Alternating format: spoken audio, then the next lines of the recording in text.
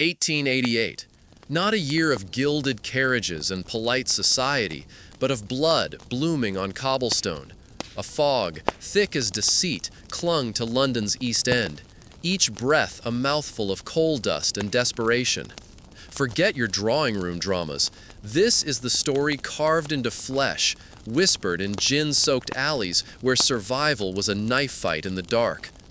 Mary Kelly, Kate Eddowes, Annie Chapman, names now synonymous with terror, but once women with flickering dreams, choked by the relentless grip of poverty. London wasn't built on empire alone, it was paved with forgotten bodies, each a testament to a system that thrived on silence and shame. The stench of rot was the city's perfume, a cocktail of unwashed bodies, overflowing privies, and the sweet, sickly odor of gin. Dorset Street, a serpentine cut through Whitechapel, pulsed with a desperate rhythm, a symphony of misery conducted by gas lamps that cast more shadows than light. Here, Victorian morality was a cruel joke, a luxury afforded only to those who could turn a blind eye to the festering underbelly that kept their lives afloat. Mary Kelly, barely 25, haunted the fringes of this world, a ghost of her former beauty. Ireland had promised escape, a life of clean linens and quiet servitude. Instead, London had swallowed her whole, spitting her out into a single room at 13 Miller's Court, a space that reeked of damp and broken promises. Survival demanded a trade, a bartering of flesh for a few coins, enough to stave off the gnawing hunger and buy a fleeting moment of oblivion in a bottle. Her story wasn't unique. Thousands of women, discarded by a society that offered them little more than starvation, found themselves trapped in this grotesque dance. They weren't fallen angels, as the pious like to claim, but casualties of a system rigged against them. No legal rights, few job opportunities, and a constant threat of violence, these were the hallmarks of their existence. Dr. William Acton, a man who dared to peek behind the velvet curtains of Victorian society, estimated that London alone harbored upwards of 80,000 prostitutes, numbers that barely scratched the surface of the desperation fueling the trade. Daughters of tradesmen, domestic servants, women broken by manual labor, all swept into the vortex of sexual exploitation. Statistics, however, failed to capture the human cost, the daily degradation, the slow erosion of hope. Kate Eddowes, born in 1842, knew the bitter taste of empty pockets. A tin plate stamper, driven from Wolverhampton by economic storms, she washed up on the shores of London's East End, a refugee in her own country. Common lodging houses were her temporary havens, shared beds bought with hard-earned pennies. When the money ran out, she slept rough, exposed to the elements and the ever-present danger that lurked in the shadows. September 29, 1888, a night like any other, filled with the numbing solace of gin. Arrested for drunk and disorderly conduct, she spent a few hours cooling her heels at Bishopsgate Police Station. Released at 1 a.m. with a paltry 4p in her pocket, enough for a bed, but not for food. The gnawing hunger pushed her toward the dark streets, where women like her hawked their bodies for a few precious coins. Unaware that her name would soon be etched in infamy, forever linked to the monstrous Jack the Ripper, Kate Eddowes made a fatal choice. A choice dictated not by depravity, but by the brutal arithmetic of survival. She was one of the forgotten, a woman adrift in a sea of poverty, her life measured in pennies and desperate gambles. These women weren't the pampered courtesans of Mayfair, but the ragged edges of Victorian society, a vast underclass of casual laborers, street sellers, and occasional sex workers. Their safety net was threadbare, their income precarious, their lives constantly on the brink of collapse. Established brothels, while still rife with danger, offered a semblance of protection, a roof over their heads, and a madam with a vested interest in their survival. But the women who worked the streets independently, like Kate Eddowes, faced a gauntlet of horrors that respectable society conveniently ignored. Hannah Colwick, a domestic servant, provides a rare glimpse into the economic pressures that pushed women towards prostitution.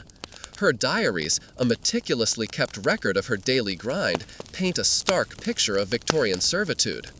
Born in 1833, Hannah toiled as a maid-of-all-work, scrubbing floors, hauling coal, and performing the back-breaking labor that kept middle-class households running smoothly. Her wages, rarely exceeding £12 a year, barely covered the basics, leaving her with nothing for savings or emergencies. "Got up at 5 this morning," she wrote on May 15, 1860. "Lit the fires, cleaned the grates, scrubbed the front steps, and prepared breakfast before the family woke. My hands are so raw they've started bleeding again, but I dare not complain for fear of losing my place. Margaret, who worked at the house before me, went on the streets after she fell ill and couldn't work. I pray daily that won't be my fate, but I wonder sometimes what choice any of us really have." Hannah's fears were well-founded. Victorian society offered working-class women a narrow range of employment options, all equally precarious. Domestic service, factory work, piecework like sewing or laundry, or selling goods on the street. All paid starvation wages, leaving women vulnerable to homelessness with a single missed week of work due to illness. Marriage offered some security, but only if a woman could find a husband capable of supporting a family, a difficult task in communities plagued by male unemployment. For women with children but no husband, the situation became almost impossible. The 1834 Poor Law Amendment Act abolished outdoor relief for able-bodied adults, forcing single mothers to choose between the workhouse, where they would be separated from their children, or finding some other means of survival. Many chose prostitution as the lesser of available evils. Sarah Wise, a social investigator, documented the horrors of London slums, recording the testimonies of women trapped in the cycle of poverty and exploitation. Ellen, a 28-year-old mother of 3, told her, "I'd rather die than see my babies in the workhouse. I know what happens there. Children dying of diseases, families split apart forever. When my husband died of consumption, I tried to keep us going with washing and mending, but I couldn't earn enough. The rent man don't care if you've got hungry babies. He wants his money every week, same as always." Ellen worked from a basement room in 7 Dials, charging 6 pence for her services, barely enough to keep her children alive. Her story was a stark reminder that morality was a luxury that poverty couldn't afford. Josephine Butler, a pioneering feminist reformer, was among the first to expose the link between poverty and the exploitation of women in 19th century Britain. Born into a middle-class family, she used her privilege to investigate what polite society ignored. Her 1869 pamphlet, The Constitution Violated, challenged the hypocrisy of a system that condemned women involved in sex work while quietly benefiting from their suffering. "We speak of these women as if they chose this life," Butler wrote, "but speak to them, as I have, and you'll find daughters, mothers, sisters, women forced to choose between starvation and survival under conditions shaped by male power." Her investigations led her through brothels in cities like Liverpool, Birmingham, and Edinburgh. She documented how young girls worked alongside older women, often under brutal conditions. In Edinburgh, she noted how respectable businessmen drank and conducted deals downstairs, while upstairs, girls, some barely teenagers, were exploited by the very same men. In a diary entry from 1871, Butler wrote, "The hypocrisy astounds me. By day, these men legislate on morality. By night, they become the customers of the very women they publicly condemn." Victorian society maintained a fiction that sex work existed outside civilized life, even as it was supported by law, economy, and silence. Women bore the legal and moral consequences, while male clients were rarely held accountable. Medical records from Dr. James Miller, a physician in London's East End, offered a clinical perspective. His patient notes reveal cases of untreated disease, physical trauma, and malnutrition, symptoms of a life lived on society's margins. "These women are not the immoral beings described in pamphlets," Miller wrote in 1884. "They are victims of circumstance. I can treat their wounds, but not the poverty that brings them here." Annie Chapman knew that poverty intimately. Once a working-class wife, she became homeless after her husband's death and turned to casual sex work and street vending to survive. By 1888, she was living in lodging houses in Spitalfields, struggling to earn 4 pence a night for shelter. When she couldn't, she slept outdoors, exposed to cold, violence, and police harassment. Witnesses described her as quiet and respectful, but by early September 1888, she was visibly ill and destitute. On the night of September 7th, she left her lodging house in search of money for a bed. She was found murdered the next morning, one of the victims of the infamous Jack the Ripper. Annie's tragic death was not an isolated event, but a symbol of how thousands of women were trapped in cycles of poverty, illness, and exploitation. Josephine Butler and Dr. Miller saw the truth, that this was not a moral failing, but a social one. Margaret Harkness, writing under the pseudonym John Law, spent months living among the women of London's East End to document their experiences firsthand. Her book, In Darkest London, provides rare insight into the social structures that sustained prostitution.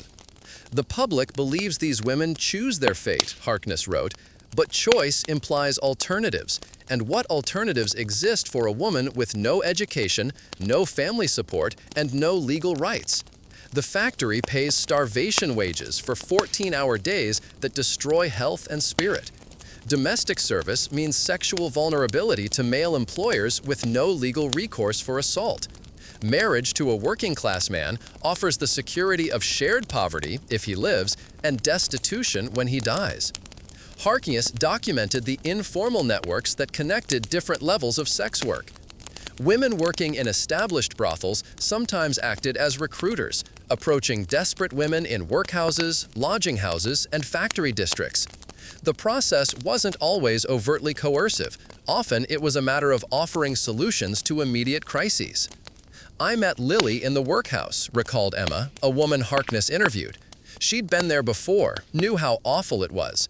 Families separated, husbands from wives, mothers from children. When I was about to go in with my baby, she told me there was another way. Said she knew a place where I could earn enough to rent a room, keep my daughter with me. I didn't know what kind of work she meant at first, and when I figured it out, it seemed better than losing my child forever."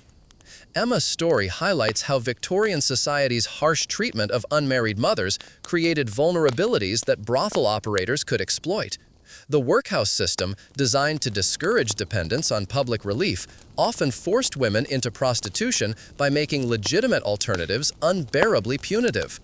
Harkness also documented the elaborate hierarchy within brothel culture. At the top were expensive establishments in fashionable districts like St. John's Wood or Regent Street, where well-dressed women entertained wealthy clients in luxurious surroundings. These houses operated with semi-official protection, paying bribes to police and local officials to ensure discretion. Mrs. Jeffre's, who operated high-class establishments in Chelsea and Marylebone, employed women who could pass for respectable middle-class ladies. Her brothels featured elegant furnishings, excellent food and wine, and entertainment that might include piano music or theatrical performances. Clients paid premium prices for the illusion of seducing virtuous women rather than purchasing commercial sex. But even Mrs. Jeffre's establishments operated on exploitative principles. Women owed substantial debts to the madam for clothing, room, board, and medical care. These debts, calculated at inflated rates, could take years to repay, keeping women in permanent bondage. Police records show that Mrs. Jeffre's operation came under scrutiny only when it attracted attention from moral reform societies. Inspector Frederick Aberline, later involved in the Ripper investigation, led raids on her properties, but found little evidence of obvious criminality. The women appeared well-dressed and healthy, claimed to be there voluntarily, and refused to testify against their employer. The difficulty lies in distinguishing between voluntary and involuntary participation, Aberline wrote in his report. When the alternatives are so limited, they may choose to remain in these establishments, but their choices are constrained by circumstances that leave them few options for legitimate employment at comparable income levels. Aberline's analysis touched on fundamental questions about consent and coercion in Victorian prostitution. Even in comfortable establishments, women's apparent cooperation might reflect a calculated assessment of available alternatives, rather than genuine freedom. Alice Mitchell, who worked in a mid-tier brothel in Pimlico, left one of the few first-hand accounts of daily life in such establishments. Her diary, discovered after her death in 1894, provides intimate details of the psychological strategies women used to cope with their circumstances. "Rose, new girl today," Alice wrote on October 12, 1883. "Hardly more than a child, maybe 16 at most, says her family died of fever, been on the streets for weeks. Mrs. Henderson took her in, gave her a bath and proper dress. Girl thinks she's been saved, doesn't understand yet what's expected. I remember feeling grateful too at first, seems like rescue when you're hungry and desperate." Alice's observations reveal how brothel operators recruited vulnerable women through apparent acts of charity.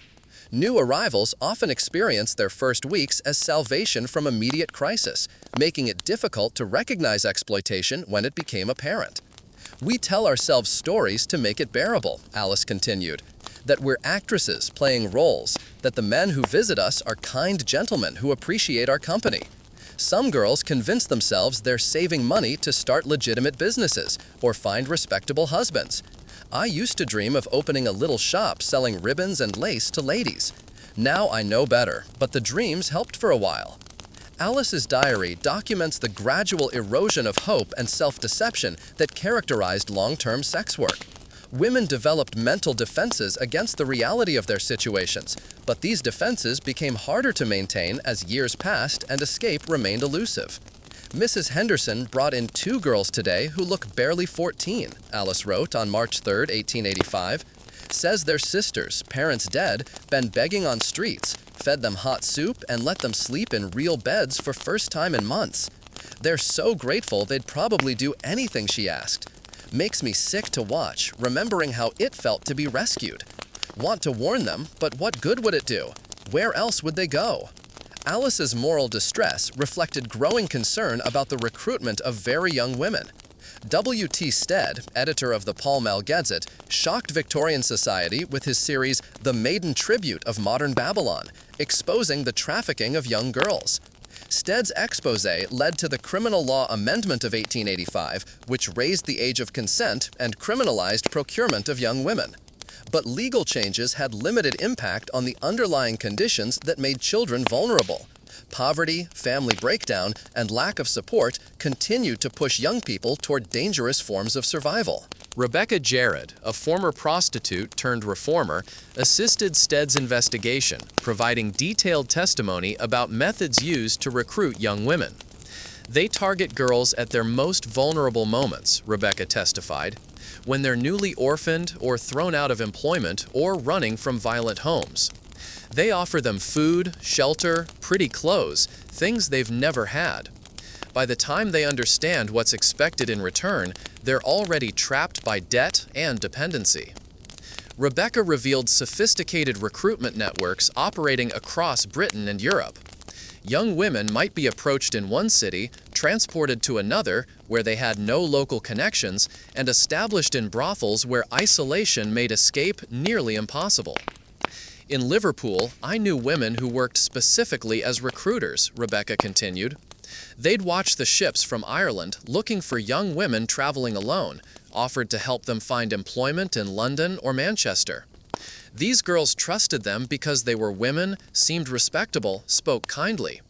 They had no way of knowing these helpful ladies earned commission for every girl they delivered to certain establishments." The international dimension of Victorian prostitution extended beyond recruitment to include organized trafficking routes. Police records document cases of English women found in Brussels, French women in London, and German women in Liverpool, suggesting coordinated networks. Inspector Edmund Reed kept detailed notes on the international aspects of prostitution in his district.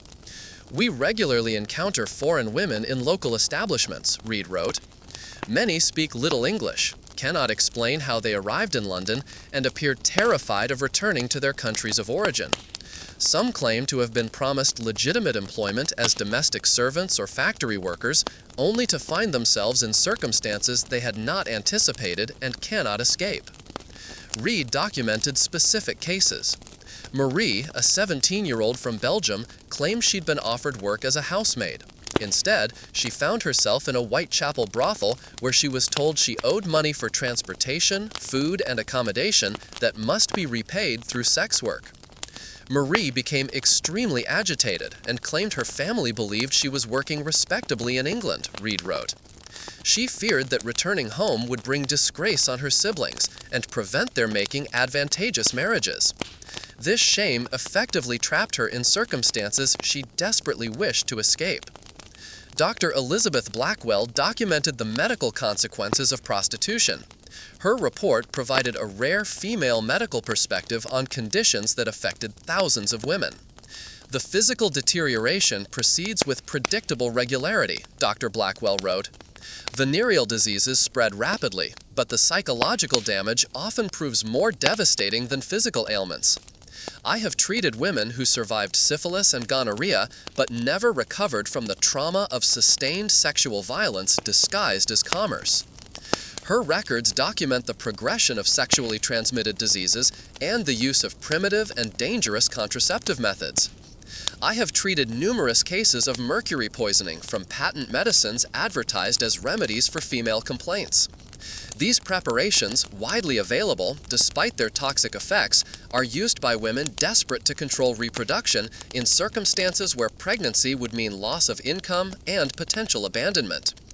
Louisa Twining documented the challenges facing women who attempted to escape sex work. Her organization provided temporary shelter and job training for women seeking legitimate employment. The difficulties they face are enormous, Twining wrote. Respectable employers will not hire women with histories of prostitution, regardless of their current circumstances or desires for reform. Many possess no skills beyond those learned in their former trade. Most heartbreaking of all, they often cannot return to their families who view them as permanently disgraced. Her records provide insight into the long-term consequences. Women who left sex work often remained marginalized, finding only the lowest paid and most precarious jobs. Many returned to prostitution, not from choice, but from inability to survive. Police Constable George Godley provided a ground-level perspective on the daily realities of street prostitution. Most of the women I know by name and circumstance, Godley wrote. They're not criminals in any ordinary sense, just poor souls trying to survive in circumstances that would challenge anyone. I arrest them when required by law, but it solves nothing. They pay their fines and return to the streets the same night because they have no alternatives. His notes reveal the futility of legal approaches. Elizabeth Stride pays me no trouble, Godley observed. Always polite, never violent or disorderly. But I've watched her health decline over the past year. She's developing the hollow look they all get eventually. Coughs constantly, too thin, but still walks the streets every night because she needs the money for lodging. I know her story isn't unusual, but seeing it happen gradual-like makes it harder somehow. September 30th, 1888 brought particular tragedy when Elizabeth Stride and Catherine Eddowes were murdered. Their deaths crystallized public attention on conditions that had existed for decades. George Bernard Shaw challenged his readers to consider the social context. The Whitechapel murders are not the work of a monster, Shaw wrote, but the inevitable result of a social system that creates monsters by denying basic dignity and security to the most vulnerable members of society. Dr. Thomas Bond documented that the victims were already dying from poverty, malnutrition, and violence. The autumn of 1888 marked a turning point in public awareness, but the attention proved unsustainable. Arthur Morrison captured the grinding poverty that sustained prostitution.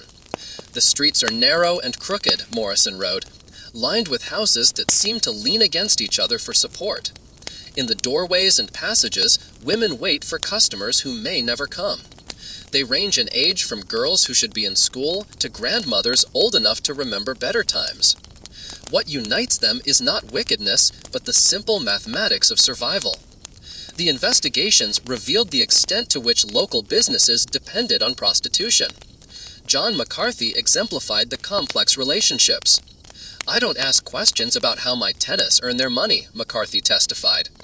My business is providing clean, safe accommodation at prices working people can afford. If I refused to rent to women of questionable reputation, half my properties would stand empty. The relationship between alcohol and prostitution created additional exploitation. Martha Tabram exemplified the connections. Victorian attitudes toward violence were reflected in the differential treatment of the canonical Ripper murders and Martha's, who was killed before the other women. Annie Millwood provided rare testimony about violence. Her description of her attacker suggested violence was often motivated by moral ideology. Frances Coles exemplified prolonged vulnerability. Ellen Holland, who knew Marianne Nichols, provided testimony. She was drunk when I saw her that night, said she'd had her lodging money 3 times that day, but spent it on gin instead of paying for a bed. Charles Cross discovered Marianne's body. I thought she was just another poor soul who'd had too much drink. Inspector John Spratling's report reflected institutional assumptions. The deceased was a woman of dissolute character, no known relatives or persons of reputation to notify. Inspector Frederick Aberline brought more sympathy. These women are not criminals in any meaningful sense, Aberline wrote. They are casualties of social conditions that leave them few alternatives for survival. Our investigation must recognize that they deserve the same protection and consideration we would extend to any other victims of violent crime. William Booth challenged contemporary assumptions. The women we encounter in our rescue work are not the depraved creatures portrayed in moral literature, Booth wrote. They are human beings trapped by circumstances beyond their individual control. Poverty, family breakdown, lack of education, absence of legitimate employment opportunities. Catherine Bramwell Booth documented international trafficking. In Brussels, we discovered 3 English women working in establishments that catered specifically to British travelers. The system has merely evolved. In cities across the world, women still trade sex for survival. Desperation still drives the trade. The mathematics of desperation remain unchanged. The Victorian society is now the massage parlors. Poverty still creates vulnerability. The ghosts of Victorian brothels continue to haunt in internet advertisements. Remember that these sounds haven't truly stopped. The fundamental relationships remain unchanged. The ancient economics of survival still prevail.